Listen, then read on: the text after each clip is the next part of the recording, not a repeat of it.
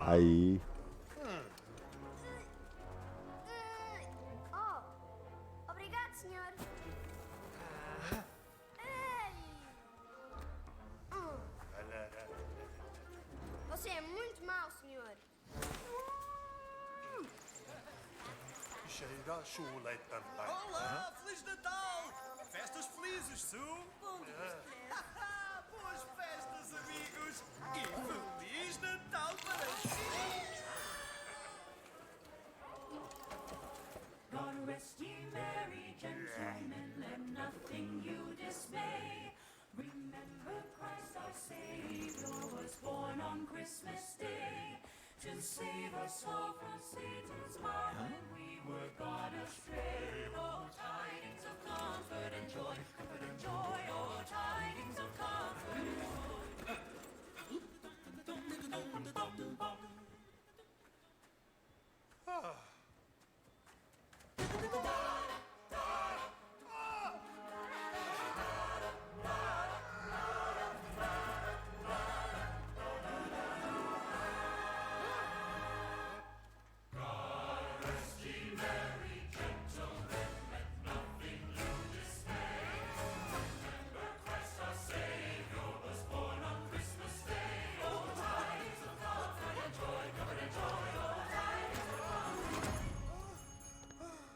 Já passou.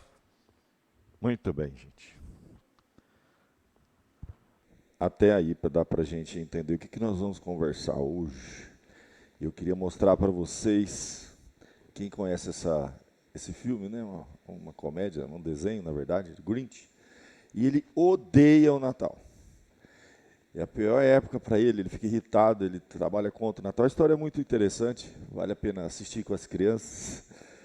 Mas o que nós vamos falar hoje, eles vão colocar lá no telão para a gente a imagem, vocês vão entender por que o diabo ele odeia tanto o Natal.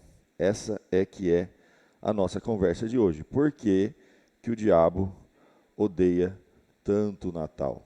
Eu vou pedir para os irmãos observarem a câmera da transmissão, acho que está cortando aqui no meio, que o pessoal está reclamando aqui para mim. Por que o diabo odeia o Natal?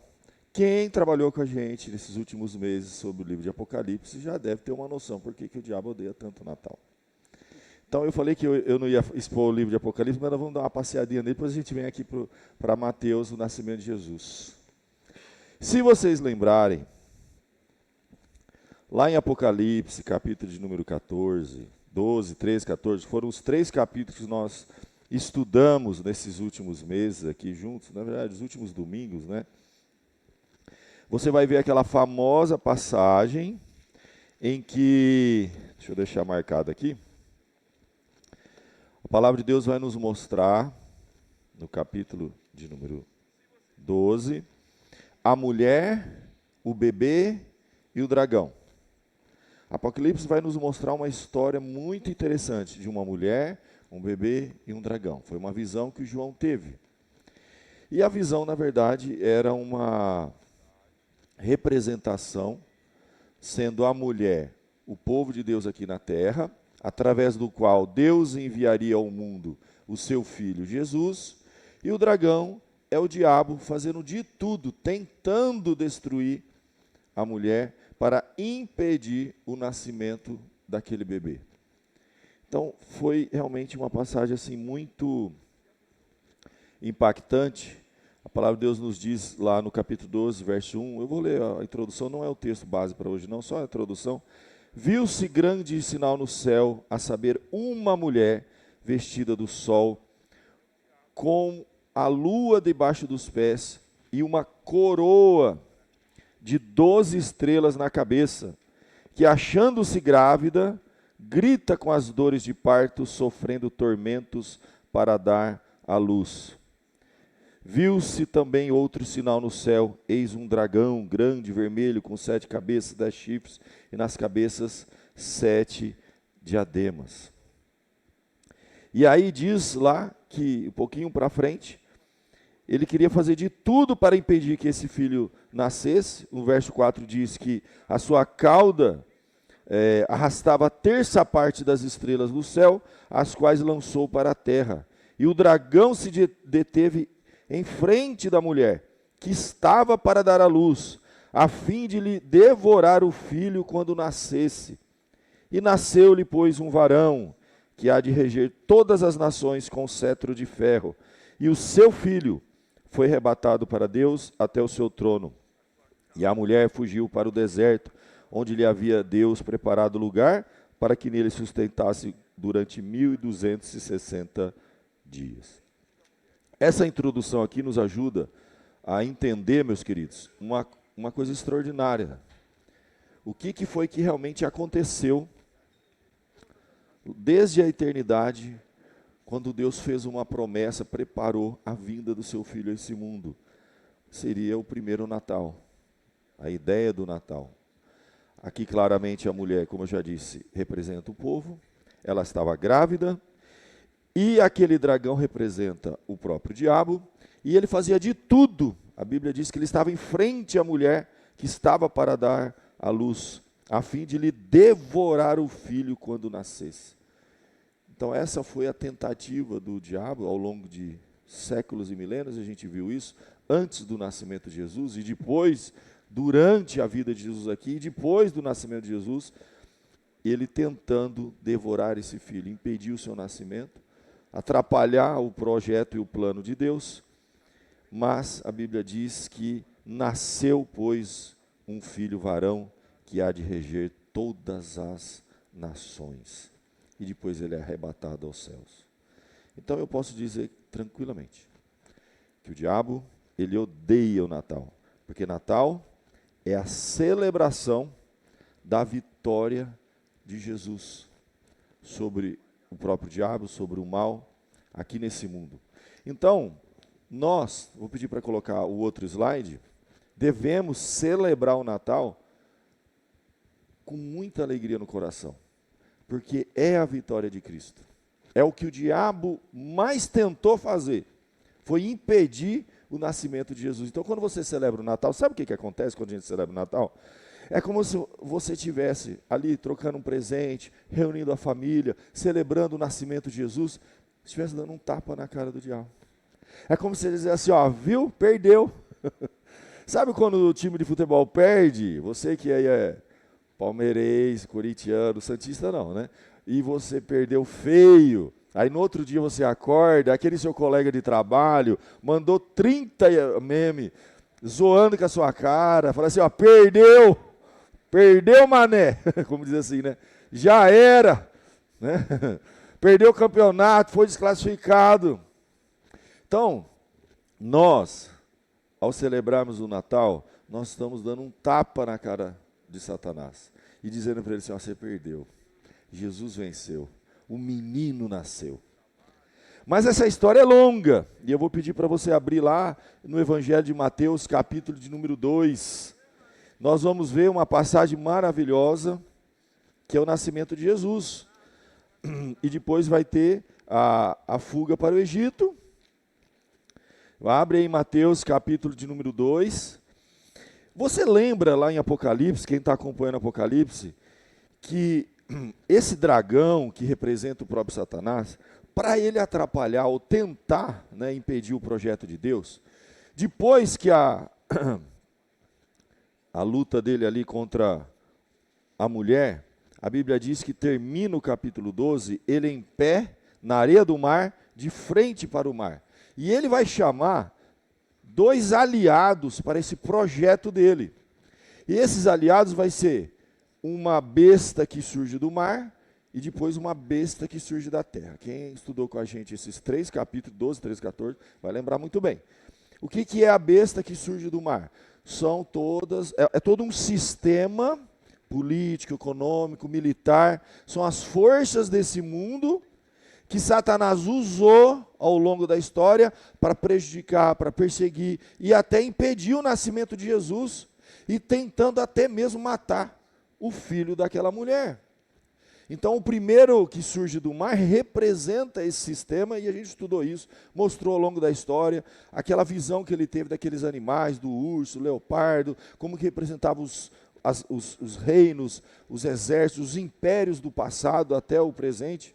E depois o segundo é a besta que surge da terra, representando o falso evangelho, a falsa religião, o anticristo e tudo mais.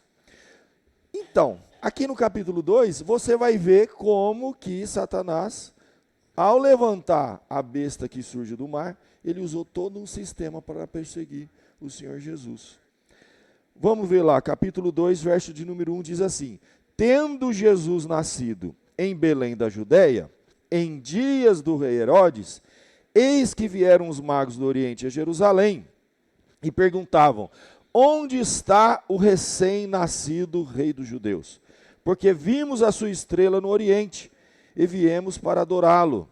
Tendo ouvido isso, alarmou-se o rei Herodes e com ele toda Jerusalém. Então, convocando os principais sacerdotes, escribas do povo, indagava ele onde o Cristo deveria nascer. Aí disseram: em Belém da Judéia, responderam eles, porque assim está escrito por intermédio do profeta: e tu, Belém, terra de Judá, não és de modo algum o menor entre os principais de Judá, porque de ti sairá o guia que há de apacentar a meu povo Israel. Então aqui Herodes, gente, claramente ele está representando o império do mal, tá? Ele ali ficou sabendo do nascimento do rei dos judeus, e olha que coisa interessante, ele ficou muito indignado, ele ficou irado. A Bíblia diz que quando ele ouviu essa história, que nasceu um rei dos judeus, que negócio seja nascer um rei dos judeus, a Bíblia diz que ele ficou alarmado, e com ele toda Jerusalém, porque esses líderes são pessoas claramente atormentadas, são pessoas que estão sob a influência do... Alguém tem dúvida diante do que ele vai fazer depois? Lá em Belém você sabe o que ele vai fazer, nós vamos chegar lá. Que essa pessoa está sob a influência do mal? Alguém tem dúvida que nesse mundo, meus queridos, que jaz no maligno, em que Satanás influencia as pessoas, gente, se até nós que temos Cristo, conhecimento da palavra, temos o Espírito Santo, estamos constantemente sendo, vamos ver assim, atacados no sentido de Satanás nos influenciar, jogar dardos inflamados, atrapalhar nossa caminhada, confundir a nossa mente. Nós que somos selados, né, que temos a marca do Cordeiro, temos o Espírito de Deus, conhecemos a palavra, temos discernimento. De vez em quando a gente se pega numa situação e fala: nossa, como eu não percebi isso? Eu estava quase caindo numa cilada, porque a Bíblia diz que ele anda bramando como leão ao nosso derredor, procurando. Imagina essas pessoas que não têm nenhum conhecimento da palavra, não têm nenhum discernimento. Elas estão totalmente vulneráveis pela influência desse dragão, por isso que são usadas. Agora imagine uma pessoa dessa, nas mãos desse dragão, desse inimigo, com todo o poder que esse mundo tem. Esse mundo, não o poder divino, mas esse mundo tem. É o Herodes, gente. Era uma pessoa que tinha poder de vida e morte sobre tudo e sobre todos. O que ele falava acabou, aconteceu. Se ele ficava alarmado, Jerusalém toda ficava, porque ele vai fazer alguma besteira. Então esses imperadores no passado fizeram atrocidades, especialmente contra os cristãos. Não é à toa que você tem a história do próprio Nero, né, que perseguiu, matou, fez coisas horrorosas. Então esses homens, eles estavam totalmente sob a influência do mal. E nós não temos dificuldade de admitir, sim, que há líderes, pessoas que Satanás usa hoje para perseguir, para atrapalhar o plano de Deus, para prejudicar e perseguir o povo de Deus. São pessoas que estão sob uma influência maligna. Parece que eles têm uma coisa com os cristãos. E ali, meus irmãos, Herodes então ficou alarmado, e com ele toda Jerusalém. Ele vai reunir agora então os principais sacerdotes, os escribas, e ele queria saber aonde que Cristo haveria de nascer. Então, se vai nascer esse rei dos judeus, eu quero saber aonde. Primeira coisa que ele tenta descobrir é a localização. Olha que coisa interessante. Satanás por trás dele. Quem conhece a Bíblia sabe que Herodes é um mero instrumento. O que está por trás dele é muito mais sério. Desde lá de Apocalipse nos mostrando que é o dragão na frente da mulher, tentando impedir o nascimento dessa criança. E eles vão olhar nas profecias Tudo mostra aqui o plano, o projeto de Deus. Já estava até escrito onde Jesus iria nascer. Mas você vê como que são pessoas totalmente ignorantes na palavra, não têm conhecimento nenhum, estão totalmente vulneráveis. E tu, Belém, terra de Judá, não és de modo algum a menor entre as principais de Judá, porque de ti sairá o guia que há de apacentar a meu povo Israel. Pronto, ele já tem uma localização geográfica aonde vai nascer o Filho de Deus. A criança que a mulher carregava no ventre. Dragão trabalhando através de Herodes, a besta que surge do mar, para impedir aqui o plano de Deus. Bom, com isso, diz no verso 7, que Herodes agora vai chamar secretamente os magos, e agora ele vai querer saber do tempo, ele já sabe o local, mas mais ou menos que época que esse rei vai nascer. E aí ele diz assim, inquiriu deles com precisão quanto ao tempo que a estrela apareceu-lhes. E enviando-os a Belém, disse, ide informar-vos cuidadosamente a respeito do menino. E quando tiverdes encontrado, avisai-me, para que eu também possa ir adorá-lo. Ele agora com a sua astúcia, com mentira, sendo instrumento do pai da mentira, ele já sabe o local, e ele quer saber que momento que a estrela nasceu. Porque a ideia é que a estrela, ela brilha, um fenômeno extraordinário, que requer muito estudo, justamente aonde e na época, localização e data em que Jesus nasceu. E eles vão dar a data, mais ou menos, o período em que essa estrela brilhou. Foi a estrela que fez com que os magos do Oriente fossem até lá. Lembrando que esses magos, gente, não é como a gente tem a ideia hoje de mago, né? Que a gente vê os desenhos da Disney, né? A gente fala mago, magia, não. Eles eram como que astrônomos, não é astrólogo também não, astrônomos, estudiosos dos astros. E por eles estudarem os astros, eles viram um fenômeno astronômico, não astrológico. Uma estrela brilha, e eles então vão querer entender o significado daquilo. E eles eram homens que também tinham conhecimento das profecias, né? Eram pessoas muito cultas, muito esclarecidas, e eles tinham esse conhecimento, provavelmente, da profecia que diz que nasceria em Belém e uma estrela, né, estaria pousando sobre ele. Então eles seguiram essa estrela. E quando a gente lê um pouco mais sobre a história desses magos, é extraordinário. A Bíblia vai dizer então que, enviando-os a Belém, disse-lhes, ide informar-vos cuidadosamente a respeito do menino, e quando o tiverdes encontrado, avisai-me, para que eu também possa ir adorá-lo. Depois de ouvirem um rei, partiram, e eis que a estrela que viram no oriente os precedia, até que, chegando, parou sobre onde estava o menino. Então olha que coisa extraordinária, esse fenômeno astronômico guiou aqueles homens no passado, estudiosos, magos nesse sentido, eram homens de muito conhecimento, muita cultura, que conheciam os astros. A astronomia, gente, ela já no passado ela era estudada num nível de profundidade. As pessoas, elas faziam tudo, elas eram guiadas pelos astros. As pessoas em alto mar não tinham as tecnologias que a gente tem hoje, não tinha GPS, não tinha Waze. Tudo eram os astros, gente. A gente não tem noção como o homem no passado dependia totalmente disso. Ele pegava o alto mar, ele se dirigia, ele ia para um continente, para outro. Ele plantava ou não plantava de acordo com os astros. Então, os homens, a humanidade no passado, dependia muito disso, porque é o grande guia deles. É tudo que eles tinham. E é extraordinário a gente pensar nisso, né? Não havia tecnologia, gente. Então, eles sabiam o período certo para a plantação, para a colheita, eles sabiam o que fazer, como viajar. Tudo eles olhavam para os astros. Então esses homens estudiosos viram um sinal diferente, seguiram esse sinal.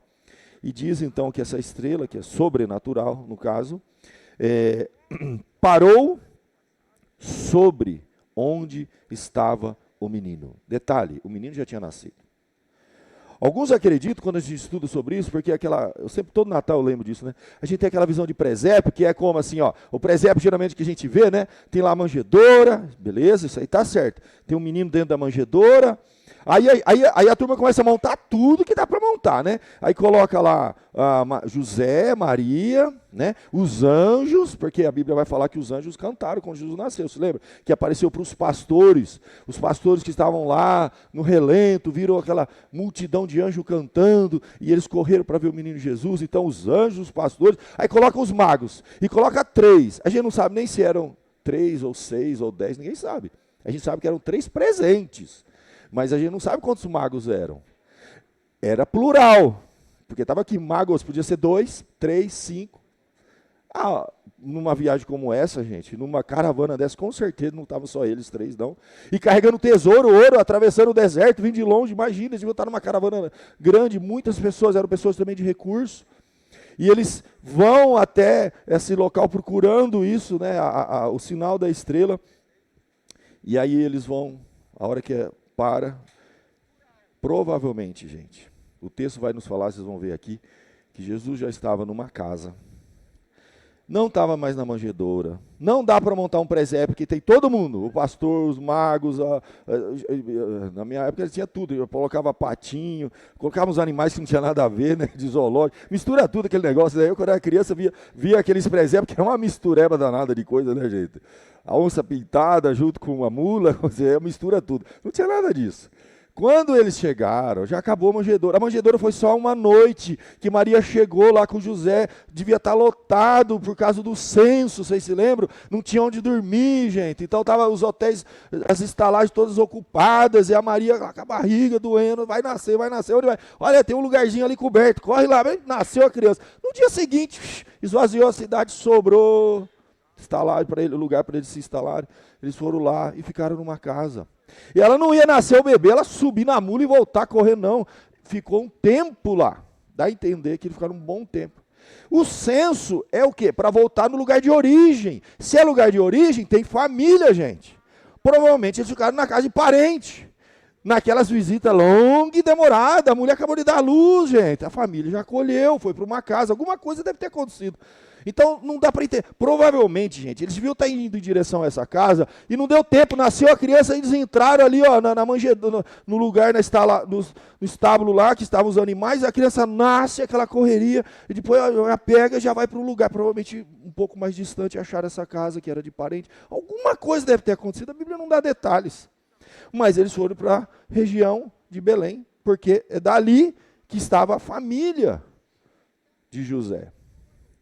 Porque naquela época, né, por mais que a gente fale assim, mas José não é o pai, né, vamos falar assim, no sentido, ele é filho de Maria, não de José. Só que naquela época, naturalmente, tá, José representava. Então o censo, eles foram aonde José nasceu, onde vem a família dele, né, da origem dele, mas ele era o representante. Está tudo certo, não tem nada de errado. E ali Jesus nasce. Então, tem toda essa cena. Ele está agora numa casa. Olha o que diz o verso de número 10. E vendo eles a estrela, alegraram-se com grande e intenso júbilo. E entrando na casa, viram um menino com Maria, sua mãe, prostrando-se o adoraram, abriram seus tesouros, entregaram o quê? Ouro, incenso e mirra. E aqui há toda uma representação, né? Ouro, a realeza. Jesus era rei. Incenso, a divindade de Jesus. Incenso era oferecido aos deuses, ou ao próprio Deus, o Senhor. E mirra representava o sacerdócio de Jesus, a humanidade de Jesus. Então aqui há toda uma figura com esses presentes que eles trouxeram, a gente não sabe quantos são, mas havia um grupo. Pelo menos 3 presentes que representavam, tá, essas 3 funções de Jesus. Jesus, ele é rei, ele é profeta, né, ele também é sacerdote. E Jesus, o Filho de Deus encarnado. Jesus, aquele que veio a esse mundo para morrer por nós. Então há todo um significado desses presentes, a gente sabe disso. E aí depois deles terem aquele tempo, eles vão regressar. E a ideia, eles voltarem até Jerusalém e encontrar para Herodes. Pronto, Herodes, vai lá adorar Jesus. Vocês acham que Herodes ia? Lá adorar Jesus, né? Sendo por divina advertência, prevenidos em sonho, para não voltarem à presença de Herodes, regressaram por outro caminho à sua terra. Você está vendo aqui? A providência de Deus. Quando Deus tem um plano, gente, nada nem ninguém pode impedir. Nem Satanás, com a besta que sai do mar, com todo o poder, com o maior império que havia naquele mundo, Herodes, com o exército, não impede o plano de Deus. Deus vai lá, por divina advertência. Provavelmente o que foi que aconteceu? Um sonho? Uma visão? Não sabemos. De alguma forma, ou Deus mandou alguém ir lá e falar. Alguma coisa aconteceu, que esses magos falaram assim, ó, não vamos voltar lá não. Não vamos voltar lá não. Em sonho, para não voltar à presença de Herodes, foi um sonho então, gente, está aqui. Deus ia dar um jeito, ele pode mandar uma pessoa falar para você alguma coisa, você pode, eu não fico seguindo o sonho, mas eu creio que Deus, na sua intervenção, ele pode colocar situações, tirar a paz do seu coração. Tem coisa na nossa vida que fala assim, não sei, não é isso, não tem explicação. Quantas decisões você tomou na sua vida, você não tem explicação. E a Bíblia diz que o Espírito Santo, com gemidos inexprimíveis, ele trabalha em nós.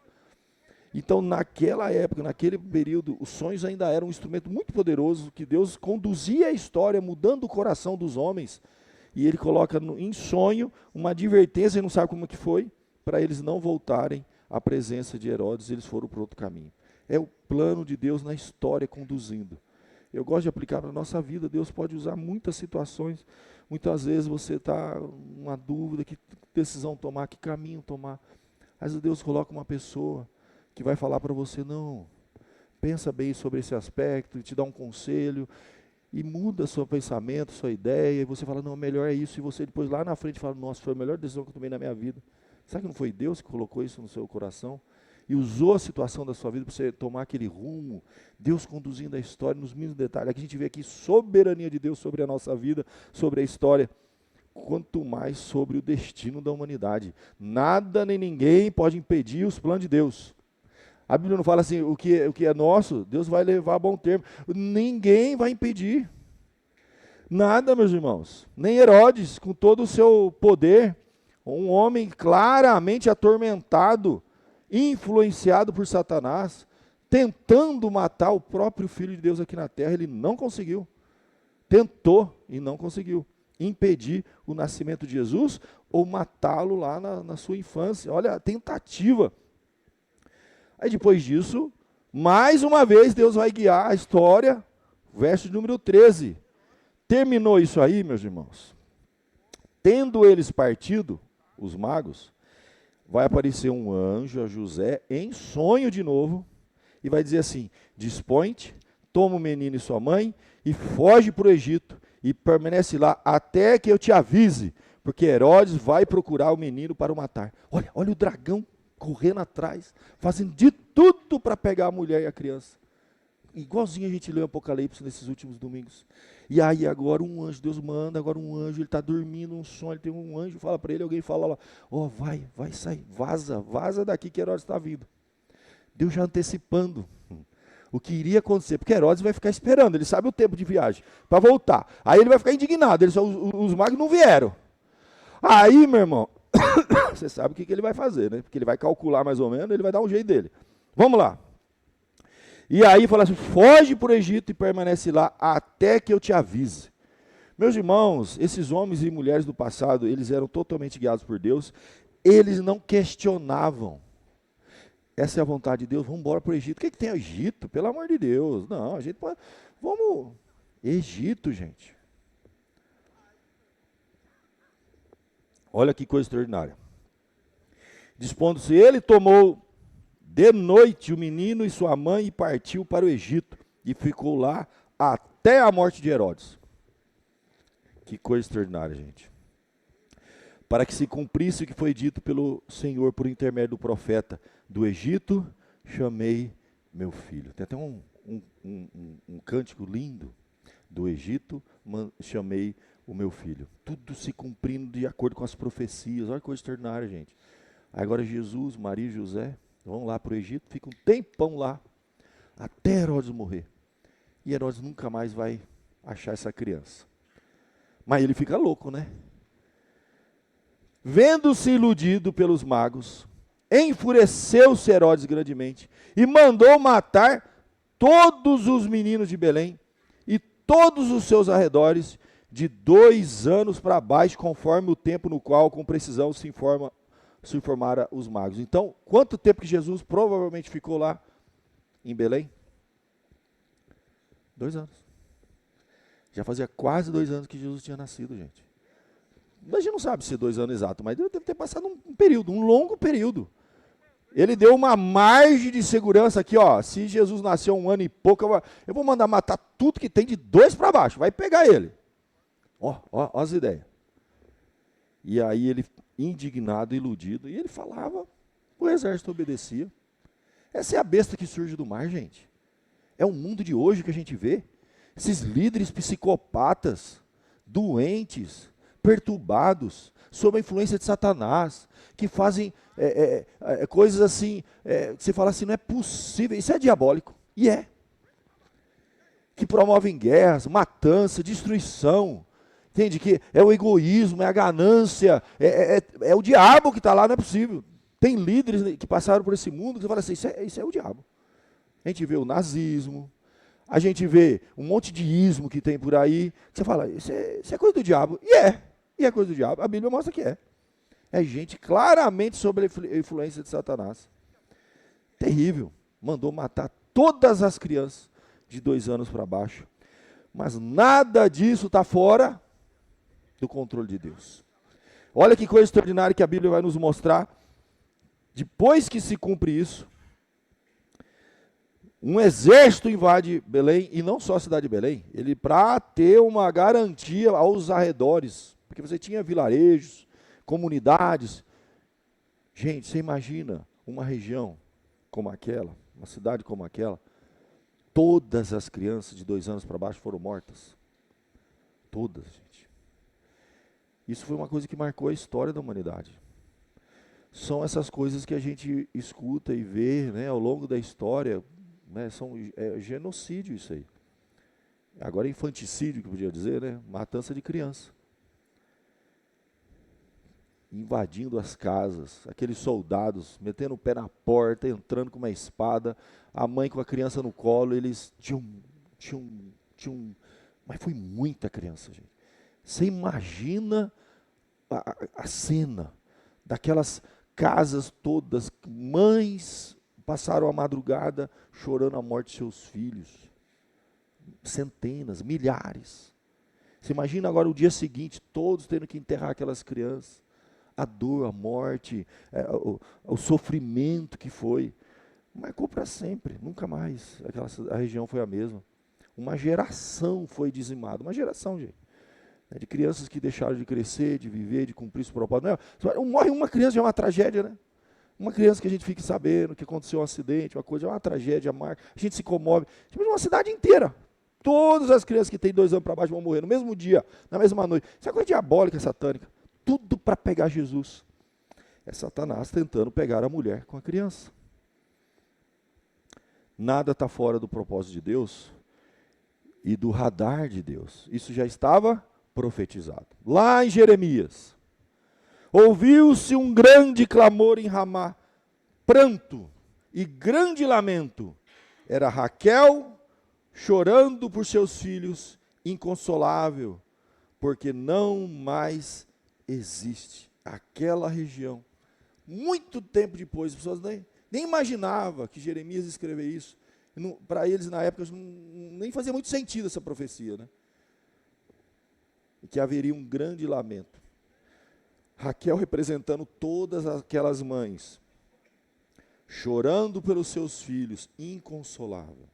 Uma geração inteira foi dizimada pelas mãos desse psicopata, desse louco. Aqui, meus irmãos, encerra, vamos falar assim, a matança dos inocentes, mas Deus é juiz. E um dia todos vão prestar conta a Deus. Logo em seguida, tendo Herodes morrido. Uma hora, gente, os homens podem fazer o que eles quiserem aqui nesse mundo. Está decretado que todos um dia vão partir desse mundo. E vão levar suas obras. E vão ser julgados. Não há uma maldade nesse mundo que não vai ser punida, gente. Agora Herodes vai ter que prestar conta de tudo que ele fez, mesmo sendo usado pelo inimigo, claramente, como a gente vê aqui. Tendo Herodes morrido, eis que um anjo do Senhor apareceu em sonho a José, no Egito, e disse-lhe: dispõe-te, toma o menino e sua mãe, e vai para a terra de Israel, porque já morreram os que atentavam contra a vida do menino. Olha Deus conduzindo a história para um propósito maior, que a gente nem imagina, decretar desde a eternidade, as coisas acontecendo nesse mundo, e Deus acima de tudo isso. Dispôs então ele, tomou o menino e sua mãe, e regressou para a terra de Israel.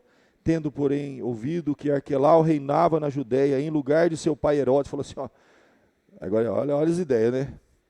O filho chamava Arquelau, ele assumiu o trono. Isso aí deve ser coisa ruim igual o pai, né? Não vamos arriscar, não.